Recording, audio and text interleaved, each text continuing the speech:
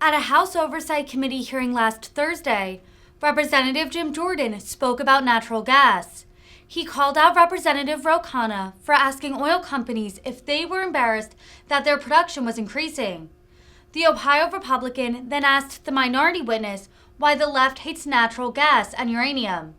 Representative Jordan then spoke about a potential energy crisis in Europe this winter.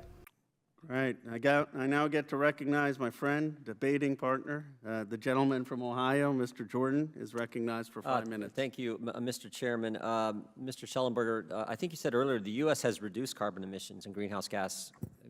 Greenhouse gas reduction has happened in America, right? Yes, sir. And it's significant, right? Massive, the biggest in history. So the biggest in history, much more than China or India, some of our bigger competitors economically, more than the European Union in absolute numbers, right? Yes. Is there any country in the world that's done better than the United States? No. So we're the best. Yes. The best when it comes to dealing with the climate. By far. Okay. So in the previous hearing about a year ago, the chairman asked the CEO of Chevron, are you embarrassed as an American company that your production is going up?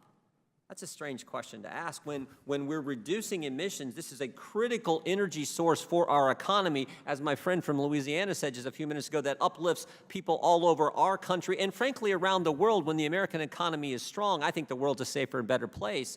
That's kind of a strange question. Wouldn't you agree? Yes. I mean, does the Congress, so the chairman said that he said the Republicans talk about, I think his quote was a war on the oil and gas industry. I don't know if it's a war, but when the chairman of an important committee in Congress tells a CEO, are you embarrassed that you're actually making more of your product? We don't do that to any other industry, do we? No, I mean, not only that, but Meta, Facebook, Apple, and Google had profits of $39 billion, $30 billion, and $76 billion last year. And I didn't see this committee holding hearings on those profits, nor on the huge losses that the shale frackers had. From 2010 to 2020, U.S. shale frackers lost $300 billion. That did not happen in the high-tech industry in Congressman Khanna's district. Those firms did not suffer. Moreover, the Interior Department distributed just 200 leases for oil and gas development during President Biden's first 19 months in office. During Obama and Trump, there were 10 times as many leases. No president since Nixon has leased out fewer than 4.4 million acres during its first 19 months in office. Now, if I may, Congressman, I'll just add one thing, because there was a couple of pieces of information that people stated here that were incorrect. The first is that someone said that New York is moving away from gas. That's false. New York burned natural gas and oil, went from 77% to 89% of its electricity supply between 2020 and 2021, because New York shut down a perfectly functioning nuclear power plant. So New York is not moving away from gas. It became more dependent on gas because of the war on American energy. There was another statement that was made that hurricanes will become more frequent in the United States. That is also not the prediction of the National Oceanic and Atmospheric Administration. It supports the notion of a substantial decrease, 25%, in the overall number of Atlantic hurricanes and tropical storms. So in terms of misinformation, we've seen some here today. So I think earlier you said that, when you look at the latter, I think there's a term you use, wood, coal, oil, gas, uranium. That's how the energy intensity you get from those moves up as you go up the ladder. Why does the left hate so much the two at the top that are clean, right? They're the clean, gas and uranium clean. Why do they hate them so much? What's your thoughts on it? Because because they provide the most abundant energy. And if you think that Western civilization is bad, or if you think that human beings are bad, then you want to move towards energy dilute fuels, which provide too little energy to sustain Western civilization.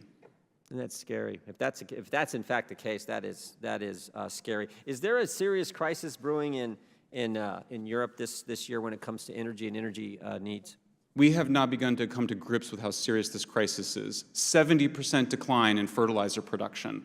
The United Nations Food Program estimates that hundreds of millions of people will die from hunger-related diseases or from hunger this year. And is pressuring American companies in a congressional hearing where you would say to the CEO of a major oil and gas company, are you embarrassed about production? I remember that hearing. It happened last October, where the chairman went down the line, said, will you pledge today to decrease production? Why won't you?